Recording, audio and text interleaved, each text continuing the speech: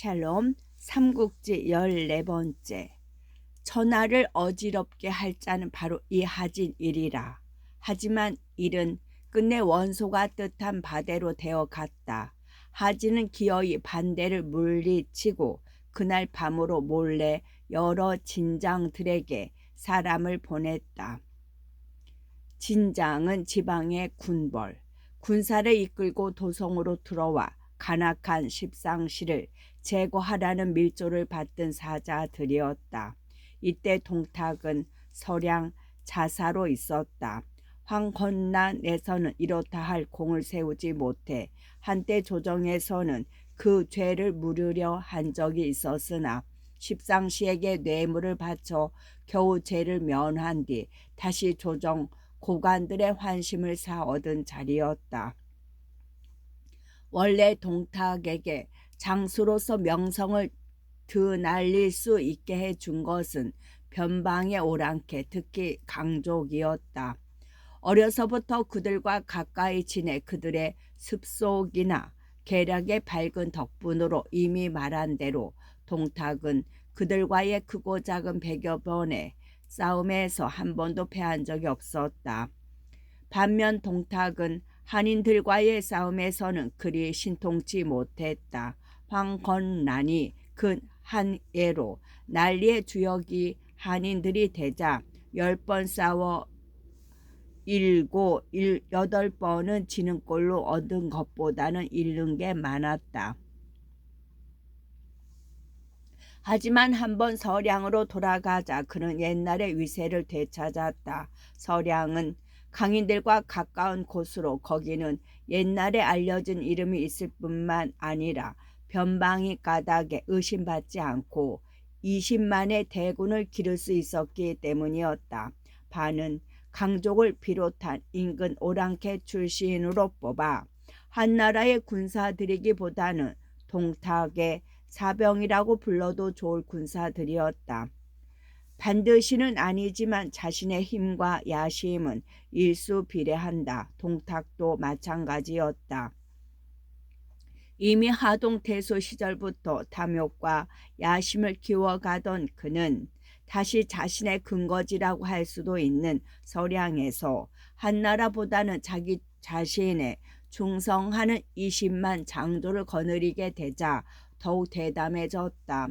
동탁은 군사만 기를 뿐만 아니라 당대의 제사인 이유를 사위로 맡는 등 제법 모사까지 갖추었다.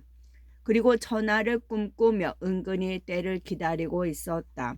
그런 동탁에게 하진의 밀사는 그야말로 절호의 기회였다. 기쁨을 감추지 못하며 그날로 크게 군사를 일으켰다. 사위인 중랑장 우보에게 근거진 섬서를 지키게 한 뒤 스스로 이각, 곽사, 정사, 삼국지에는 곽범으로 나온다. 그러나 자칫 동감과 연희에서는 곽사로 나오고 일반에게도 곽사로 알려져 있으므로 그대로 쓴다. 장제 번조 내 장수와 희화의 군마를 이끌고 낙양으로 떠날 채비를 했다. 또 다른 사위인 모사 이유가 그런 동탁에게 권했다. 비록 밀조를 받았다고는 하나 그 내용에는 이상하고 애매한 곳이 많습니다. 낙양에 들기 전에 표문을 올려 이번 입경이 황제의 명에 따른 것임을 널리 알림과 아울러 장군의 충정을 앞세우십시오. 그렇게 되면 대의 명분도 서고 의심도 받지 않을 것이니 어렵지 않게 큰 일을 꾀해 볼 수 있을 것입니다. 사실 그 밀조에 대한 의심은 이유뿐만이 아니었다. 그걸 받은 대부분의 제후 진장들도 마찬가지였다.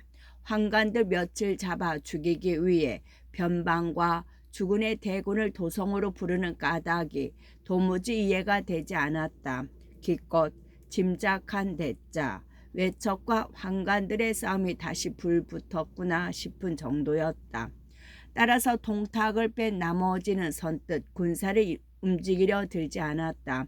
그럴 만한 힘이 없어서이기도 했지만 일부러 힘이 있으면서도 자신의 근거지를 떠나 거센 도성의 권력 싸움에 말려들기 싫어서였다.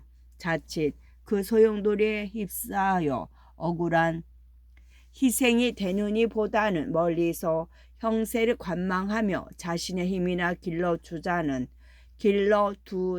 속셈이었다.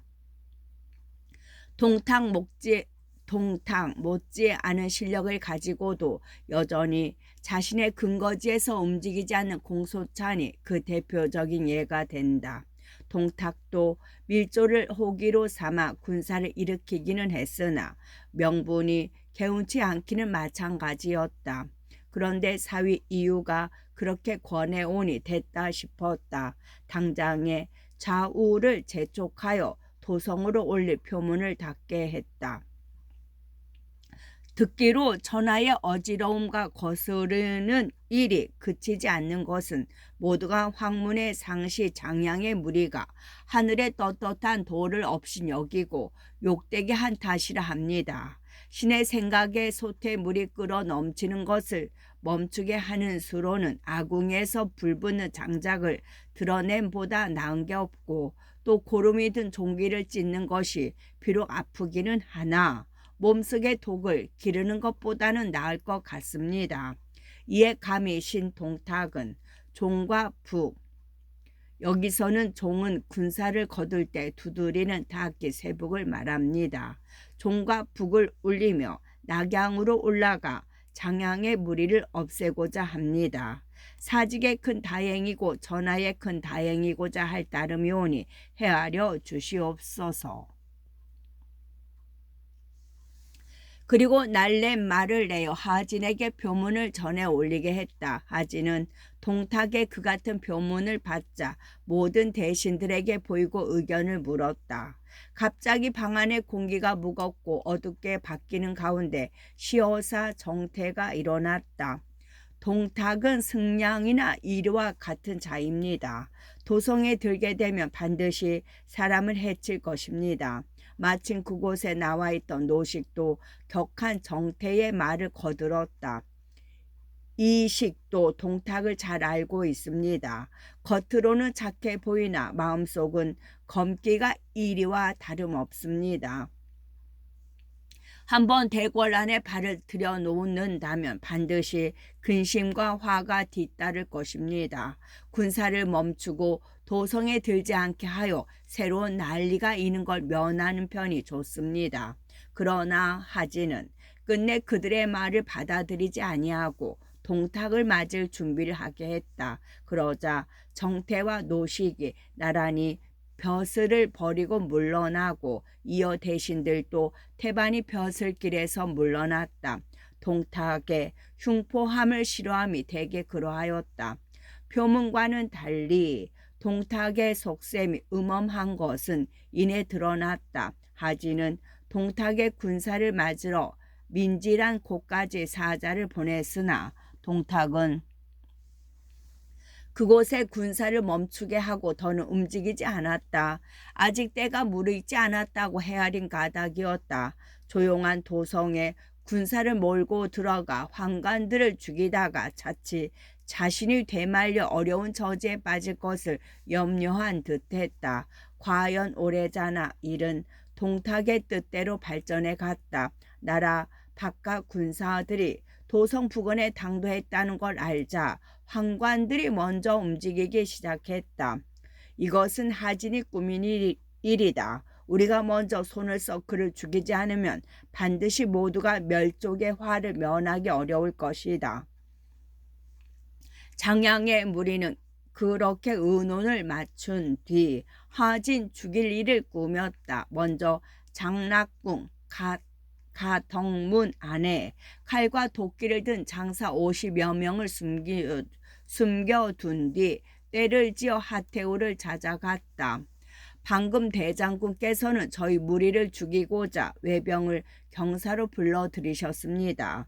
바라옵건대 태우마마께서는 다시 한번 저희 무리를 가엾게 여기시어 목숨이나마 보전하도록 해주십시오. 환관들은 일제히 울음을 터뜨리며 그렇게 애걸했다. 하태후도 외방의 군사들까지 끌어들일 정도로 오라비의 결심이 굳은 것은 짐작했으나 장양의 무리가 울며 애걸하는 꼴을 보니 슬며t 애처로운 마음이 일었다. 그런 상반된 마음을 절충한 의견을 내놓았다. 대장군께서 그렇게까지 하셨다면 정말 애산 일이 아니다. 차라리 너희들이 직접 대장군의 부중으로 찾아가 빌어보는 건 어떻겠느냐. 장양이 무리를 대신해 대답했다. 만약 저희들이 그리로 갔다가는 뼈와 살이 부서져 가루가 되는 지경에 이르고 말 것입니다. 정이 저희 무리를 구해주려 하시면 오히려 태우마마께서 대장군을 부르시어 그만두라는 분부를 내리시는 편이 옳습니다. 그래도 대장군께서 따르지 않으신다면 저희 무리는 다만 태우마마 앞에서 죽기를 빌 따름입니다. 그리고 다시 간사한 눈물을 찍어낸다. 그 눈물 뒤에 감추어진 끔찍한 음모를 알리 없는 태우는 오래 견디지 못하고 그들의 정을 들어주었다. 전지를 내려 하진을 태후궁으로 불러들였다. 태후의 전지를 받자 하진은 아무런 생각 없이 홀로 입궁할 제비를 서둘렀다. 그때 주부 진님이 나서서 말했다. 태우마마의 부르심 뒤에는 반드시 십상시의 못된 꾀가 숨어 있을 것입니다. 결코 가서는 아니 됩니다. 가시면 반드시 화를 당하시게 됩니다. 태우께서 나를 부르시는데 가면 화를 당하다니 그게 무슨 소리냐. 하진이 어이없다는 듯 되물었다. 곁에 있던 원소도 진림을 거들었다. 이제 저들을 죽이려던 계책이 새어나가 이미 겉으로 드러났는데 그래도 대장군께서는 저들의 소굴이라 할 수 있는 궁궐 안으로 혼자 가시겠습니까? 조조도 곁에 있다가 한마디 거들었다. 정이 가시려면 먼저 십상시를 밖으로 불러내신 뒤에 궁 안으로 드십시오. 번번이 면박을 당하면서도 그렇게 나선 이유는 태우의 그 부름에는 너무나도 짙게 음모의 냄새가 배어 있었기 때문이었다. 그러나 하진은 껄껄 웃으며 그들의 말을 듣지 않았다. 어린아이 같은 소리다. 지금 천하의 병권이 모두 내 손아귀에 있는데 십상시 따위가 감히 나를 어쩐단 말이냐. 원소가 다시 진지한 얼굴로 그 말을 받았다. 대장군께서 굳이 가시겠다면 저희들이 갑사들을 이끌고 호위하며 따르겠습니다. 예측하지 못한 변을 막고자 함입니다. 좌우가 한결같이 그렇게 권하자 하진도 그것까지는 마다하지 않았다. 이에 원소와 조조는 각기 자신의 거느린 사예 전군 두 교위 휘하에서 정병 500씩을 뽑아 호분 중랑장인 원술에게 맡겼다. 그리고 원소와 조조는 나란히 칼을 차고 하진을 호위하여 궁으로 향했다. 원술이 이끄는 일천 군사는 정쇠문에 이르러 멈춰 기다릴 수밖에 없었으나 원소와 조조는 장락궁 앞에 이를 때까지도 좌우에서 하진을 보호하고 있었다. 그런데 그 궁문까지 함께 지나려 할 때였다. 국문을 지키던 황관이 조조와 원소의 앞을 가로막았다. 태우마마께서 특히 전교를 내리시어 대장군 외에는 아무도 들지 못하게 하라 이르셨습니다. 그렇게 되니 원소와 조조도 더는 하진을 호위할 수 없었다. 하진은 끝내 홀로 장락궁 안으로 들어가지 않으면 안 되었다. 국문을 지나 가덕전 앞에 이를 때까지만 해도 하진은 참으 당당했다. 주위의 우려와는 달리 거기까지 이르도록 아무 일이 없자 마음이 놓인 까닭이었다. 누가 감히 나를 다치랴 하는 듯 거드름까지 피며 한껏 고개를 젖히고 걸었다. 그러나 미처 가덕전 안으로 들기도 전에 갑자기 문이 열리며 한때의 황관들이 쏟아져 나와 하진을 둘러쌌다. 하진이 놀라 살피니 장양과 단교의 무리였다. 하진은 듣거라. 동태욱께 무슨 죄가 있어 네 놈이 감히 짐독으로 해쳤으며 국모의 상을 당하여 병을 핑계로 나오지 아니함은 또 어찌 된 일이냐. 거기다가 니놈은 본시 소 돼지나 잡아 팔던 하찮은 무리로 우리가 힘써 패하게 추천한 덕에 오늘의 영화와 부귀를 누리게 되었건만 그 은혜를 갚을 생각은 않고 오히려 우리를 해치려 드니 그것은 무슨 까닭이냐. 듣기로 니놈은 매양 우리를 탁한 무리라 하였다는데 그렇다면 맑은 자는 누구냐. 니놈이라도 된단 말이냐. 장량이 앞서서 그렇게 하진을 꾸짖었다.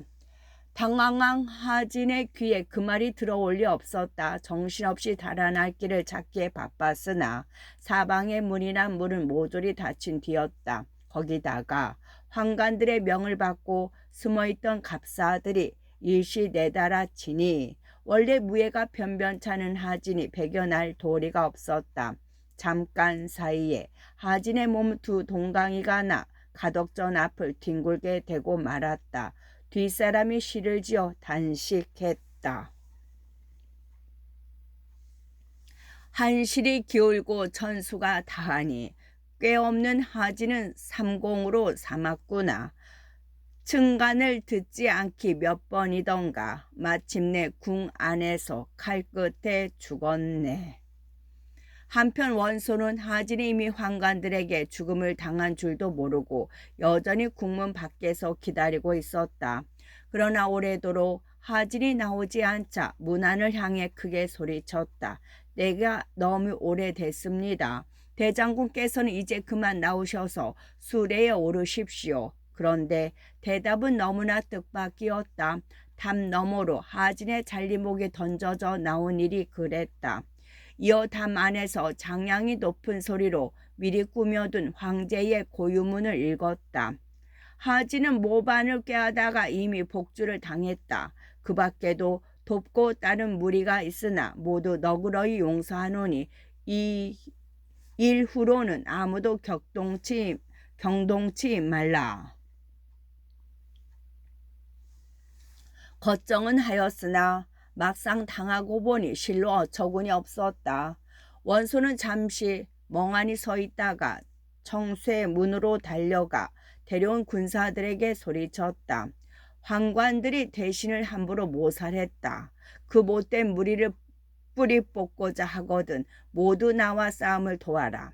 먼저 하진의 부장 오광이 노회 청쇠문에 불을 지르고 안으로 뛰어들고 이어 원소가 거느린 일천 군마도 또 다른 국문을 깨뜨리고 장락궁 안으로 지쳐 들어갔다. 환관 놈들을 모조리 죽여라. 그 모든 장조를 통괄하게 된 원소가 높이 칼을 빼들고 소리쳤다. 그 말을 받던 장졸들은 환관들이 보이면 늙고 젊음을 가리지 않고 눈에 띄는 대로 목을 베었다. 그 바람에 환관이 아닌 궁인들도 수염이 없거나 어깨가 솟은 자는 모조리 죽임을 당해 삽시간에 장락궁은 시체로 뒤덮인 피바다로 변했다. 원소는 문직에 목을 베고 내궁까지 들어가 십상시 가운데 조충 정광 하운 곽승 넷을 잡아 쥐화루 아래로 끌어내었다. 그리고 여럿이 보는 앞에서 그 목을 잘라 높이 매달고 몸은 다져진 고기 덩어리로 만들었다. 차마 눈뜨고 볼 수 없는 끔찍한 광경이었다. 거기다가 누군가에 의해 치솟는 불길과 놀란 궁녀들의 비명소리가 장락궁은 그대로 비바람이 몰아치는 아비규환이었다. 하지만 아직도 그 드센 아군이 끝나지 않았는지 십상시의 우두머리인 장양과 단규, 조절후람 등은 거기서도 무사히 몸을 빼냈다 뿐만 아니라 오히려 어린 황제와 진류왕협 및 하태우를 겁박하여 내성을 버리고 북궁으로 달아나려 했다. 궁중에 그 같은 별난이 일 무렵 노식은 아직 낙양에 머물러 있었다. 비록 벼슬은 버렸으나 대궐에 불길이 치솟는 것을 보자 가만히 있을 수가 없었다. 급히 갑주를 꿰은 뒤 장을 잡고 대궐로 달려갔다. 불붙는 청쇠문을 지나 한 곳 정각 아래 이르렀을 때였다. 중상시 단규가 하태우를 윽박지르며 어디론가 끌고 가려는 것이 보였다. 단규 역적놈아, 네 어찌 감히 태우마마를 핍박하느냐. 노식이 창을 꼬나 잡으며 크게 외쳤다. 놀란 단규는 태우를 내버리고 몸을 돌려 달아났다. 태우도 급한 김에 정각의 높은 창으로부터 몸을 던졌으나 노식이 급히 달려가 받아 모신 덕분에 무사히 환관들의 핍박에서 벗어날 수 있었다. 한편 하진의 부장 오광은 졸개들과 함께 닥치는 대로 내시들을 베며 내정으로 뛰어들다가 마침 칼을 들고 들어오는 하묘를 만났다. 하묘가 한 짓을 들어 알고 있는 오광은 분함을 이기지 못하고 소리쳤다. 니놈도 환관들과 공모하여 우리 대장군을 죽게 했으니 마땅히 환관들과 함께 죽어야 하리라. 주위의 군사들도 입을 모아 소리쳤다. 원컨대 형을 해친 도적의 목을 베소서. 겁에 질린 하묘는 달아나려 했으나 이미 겹겹으로 둘러싸인 뒤였다. 발악도 잠시. 주인의 원수를 갚으려는 장졸들에게 베이고 찍히어 형태도 알아볼 수 없는 고기 덩어리로 변하고 말았다. 그 마당에서는 아무런 소용도 없는 재물을 탐하다가 하나뿐인 형을 죽이고 마침내는 저마저 끔찍한 최후를 맞았다. 여우 죽은 고래 이리가 들고, 여우 죽은 고래 이리가 들고, 여우 죽은 고래 이리가 들고. 궁궐안의 환관들을 눈에 띄는 대로 뵌 뒤 원소는 다시 군사들에게 영을 내렸다. 이제부터 너희들은 패를 나누어 십상시의 가속들을 모조리 잡아내 베도록 하라. 남녀노소를 가리지 않고 씨를 말려야 한다. 그렇잖아도 이미 피를 보아 눈이 뒤집힌 군사들이었다. 환관의 가속들이라 여겨지면 닥치는 대로 찌르고 베니 그 하루 동안의 목숨을 잃은 자만도 2천이 넘었다. 홉은 중랑장으로 있던 종제 원술이 앞장서서 주의했고 군사들 또한 광란 상태에 가깝게 흥분해 있었다고는 하지만 그때껏 너그럽고 어진 군사로 알려져 있었던 원소의 과격함과 잔혹함이 대강 그러했다. 이때 조조도 원소 원술 형제와 함께 있었다. 만약 그 자신이 환관의 자손만 아니었더라도 어떻게든 그 참사를 막아볼 수도 있었지만 넓게 따지면 그 자신이 바로 환관의 가속이 되니 나서서 어찌해 볼 처지가 못되었다. 기껏 할 수 있는 것은 자기 휘하의 군사들만이라도 그 학살 대열에서 빼내는 일뿐이었다. 조조는 휘하의 군사들을 실켜 일부러는 궁궐에 불을 끄게 하고 나머지는 천자를 끼고 달아난 넷이 장양의 무리를 뒤쫓게 했다. 그리고 하태우를 권하여 황실의 어른으로서 혼란스러운 대국을 주관케 했다. 한편 소재와 진류 왕을 끌고 달아난 장양과 단규의 무리는 자욱한 연기와 불길을 해치고 어둠 속을 달려 북망산에 이르렀다.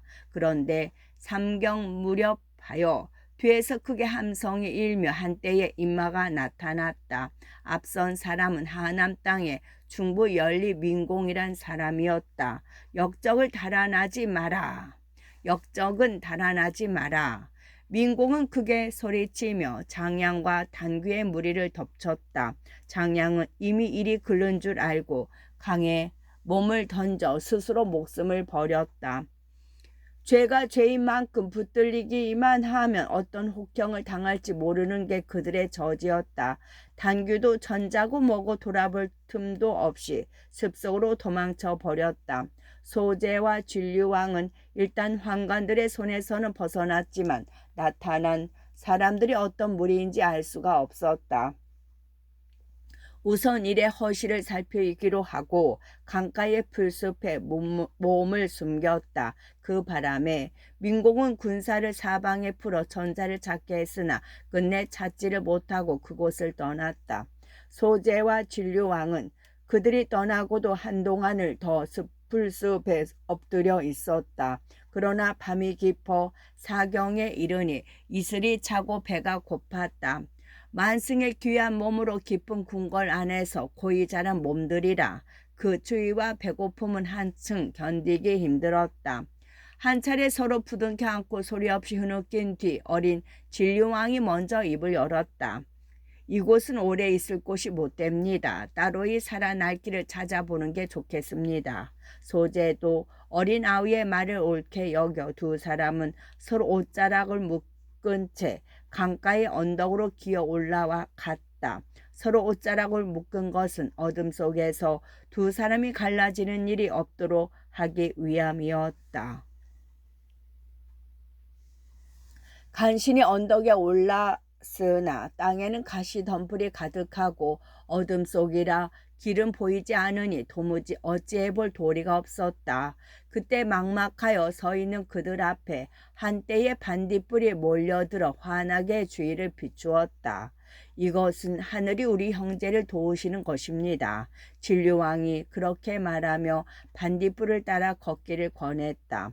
한참을 걸으니 길이 보였다. 그러나 오경 무렵이 되자 이번에는 다리가 아파 걸을 수가 없었다. 할 수 없어 쉴 곳을 찾아보니 마침 산 자락에 풀더미가 쌓여 있는 게 보였다. 형제는 지친 몸을 그 풀더미 위에 뉘었다. 어둠 속이라 알아보지 못했지만 소재와 진류왕이 누워있는 그 풀더미 앞 멀지 않은 곳에는 장원이 하나 있었다. 그 주인 되는 사람이 그날 밤 꿈을 꾸었는데 붉은 해 2개가 집 뒤로 떨어졌다. 놀라 깨어나니 아무래도 예사꿈 같지 않았다. 급히 옷을 걸치고 사방을 살피자 집 뒤에 쌓아둔 풀더미 위에 붉은 빛이 하늘을 찌르는 듯 피어오르는 게 보였다. 놀라 그리로 가보니 두 소년이 풀더미 위에 누워 있었다. 행색이나 생김이 연희집 아이들 같지는 않았다. 두 분은 어느 집 자제분이시오? 장원의 주인 되는 사람이 공손히 물었다. 소재가 대답을 망설이는데 진류왕이 나서서 소재를 가리키며 대답했다. 이분은 당금의 전자시오. 십상시에 난리를 만나 피해오다 보니 이곳까지 이르게 됐소이다. 나는 황제인 진류왕이오. 그 말에 장원의 주인은 깜짝 놀라 2번 절한 뒤에 자신을 밝혔다. 저는 선제 때 사도 벼슬을 지낸 채열의 아우 채의옵니다. 십상시들이 관직을 팔고 어진이를 미워하는 게 보기 싫어 이곳에 숨어 살고 있었습니다. 채의는 그 길로 황제를 부축하여 장원 안으로 맞아들이고 술과 밥을 차려 올렸다. 우연히 만나도 소재와 진류왕에게는 찾고 있던 사람이나 다름없었다. 소재와 진류왕이 채의의 정성 어린 보살핌을 받고 있는 동안에도 민공은 여전히 그들을 찾아 부군을 뒤지고 있었다. 그러나 끝내 보이지 않아 군사를 물리다가 앞서 달아난 당규를 만났다. 민공이 큰 소리로 전자가 계신 곳을 물었으나 당규가 알리 없었다. 벌벌 떨며 도중에 헤어져 알 수 없노라고 대답할 뿐이었다. 그러자 노한 민공은 한 칼에 당규를 베고 그 목을 말 안장에 매단 뒤 다시 군사를 나누어 전자가 계신 곳을 찾게 했다. 그리고 자신도 홀로 말을 달려 숲 사이로 난길을 따라갔다. 하늘이 도우신 것인지 그렇게 달린 지 반 각도 안 돼 민공은 우연히 채의의 장원 앞에 당도했다. 말발급 소리를 듣고 달려나간 채의가 민공에게 물었다. 공은 뉘시오. 그리고 말 안장에 매단 것은 누구의 몫이오?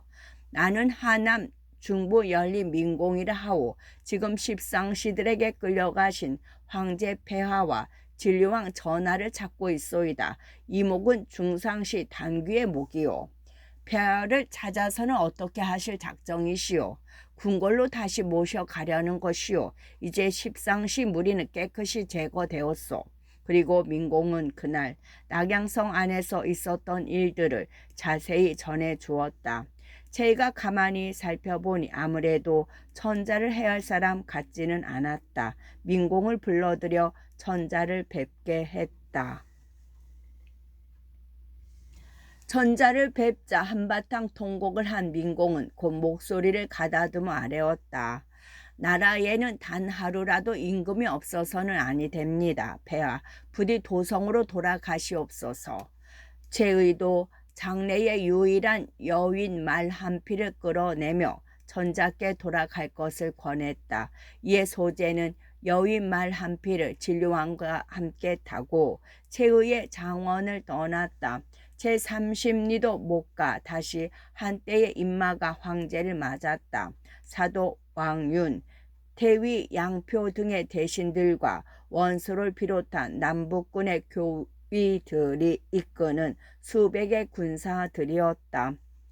더욱 힘을 얻은 황제 일행은 먼저 당비의 목을 성 안으로 들여보내 영을 세운 뒤 황제와 진류왕도 좋은 말로 바꾸어 다위예를 갖추고 낙양성으로 향했다. 일찍이 낙양성 아이들 사이에 퍼져 있는 노래에 황제는 황제가 아니고 왕도 왕이 아니네. 천술의 만마리 북망산으로 내닿네. 난 것이 있었는데 그때에 와서 보니 과연 그 노래대로 된 셈이었다. 실로 그날 밤은 황제는 황제 같지 아니했고 왕도 왕 같지 아니했다. 그리고 고요하던 북망산에 수천의 인마가 들끓게 된 것이었다. 하지만 그만큼으로만 그쳐도 일은 다행스럽게 풀릴 뻔했다. 수법이 지나치게 과격하고 혹독한 대로 건석, 장양, 당규 등 천하 무사람들의 미움을 받던 10명의 환관들은 하나같이 목숨을 잃고 그 가족들까지 배임을 당했다. 거기다가 하진, 하묘 등 그대로 살아있으면 반드시 나라의 우환이 될 외척 세력도 그 와중에서 저절로 소멸되어 버리지 않았던가. 그러나 천우는 이미 한나라를 떠난 뒤였다. 황제 일행이 다시 면이 가기도 전에 갑자기 깃발이 해를 가리고 하늘 가득 먼지가 일며 한때의 인마가 나타났다.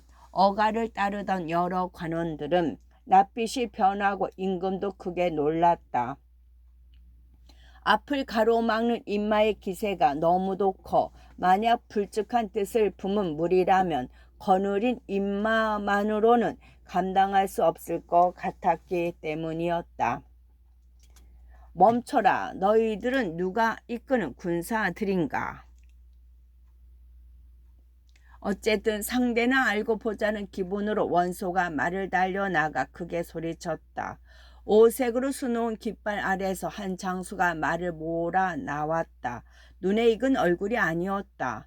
폐하께서는 어디에 계신가? 그 장수는 원소의 물음에 답하는 대신 높고 거만한 음성으로 오히려 그렇게 물었다. 적인지 한편인지 구별이 안 가는 태도였다. 대신들은 불안스레 수군거리고 젊은 황제는 두려움에 질려 입을 열지 못했다. 그때 어린 진류왕이 나섰다. 거기 온 것은 누구냐? 10살도 안 된 어린아이답지 않게 당차고 매서운 물음이었다. 그제서야 그 장수도 움찔하며 이름을 밝혔다. 서량자사 동탁이옵니다. 동탁이란 이름에 대신들은 한편으로는 마음을 놓이면서도 한편으로는 모두 어두운 얼굴이 되었다. 그러나 진류왕은 조금도 두려운 기색 없이 꾸짖듯 물었다. 그대는 어가를 보호하러 왔는가 아니면 힘으로 눌러 빼앗으러 왔는가? 어린 진류왕의 날카로운 물음에 동탁은 한층 수그러든 기세로 대답했다. 어가를 호위하고자 특히 달려오는 길입니다. 이왕 어가를 호위하러 왔다면 천자가 이곳에 계시는데 어찌하여 말에서 내려 뵙지 않는가? 진류왕이 다시 소리 높여 꾸짖었다. 동탁은 완전히 기가 꺾여 황망히 말에서 뛰어내린 뒤 길 왼편으로 비켜나 황제를 배웠다.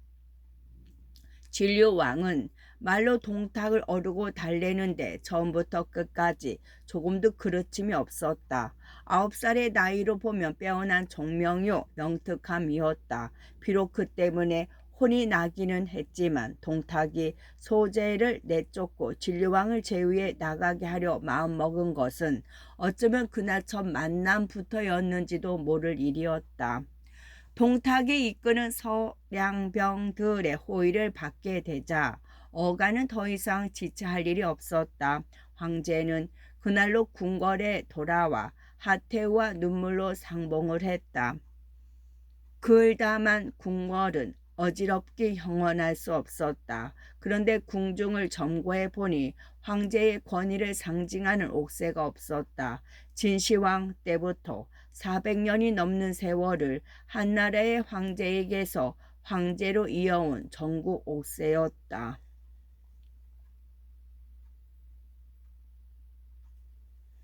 옥새를 잃은 것은 실로 나라의 큰 변개였다. 그러나 현실로 보면 그보다 더 다급한 발등의 불은 성 밖에 군대를 주둔시키고 있는 동탁의 존재였다. 동탁이 군사들에게 절갑을 입힌 뒤 매일 말을 타고 성안 거리를 가로지르게 하니 백성들은 두려움과 불안에 떨었다. 급히 달려오느라 대군은 뒤로 남겨두고 수하의 기병만을 이끌고 온 동탁으로서는 어쩔 수 없는 허장성세였지만 거듭되는 난리에 시달려온 백성들에게는 기대 이상의 위압 효과가 있었다. 그러다가 본대의 대군이 이르게 되면서 동탁도 차차 본색을 드러냈다. 궁중을 출입하는데 조금도 거리끼고 두려워하는 바가 없으니 보는이 치고 눈살을 찌푸리지 않는 이가 드물었다. 후군 교의 보신이 그 꼴을 보다 못해 원소를 찾아와 의논했다. 동탁은 틀림없이 딴 마음을 품은 자외다.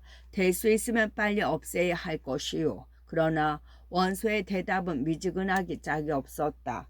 이제 막 새로 조정이 열려 아직 안정되지 못한 터에 가볍게 움직여서는 안 되겠소. 이에 포신은 다시 사하도 왕윤을 찾아갔다. 왕윤도 원소와 크게 다름이 없었다. 자차 의논해 보기로 하세. 아직 무슨 짓을 한 것도 없으니 자칫하면 도리어 이쪽이 평지풍파를 일으켰다고 몰리게 되네.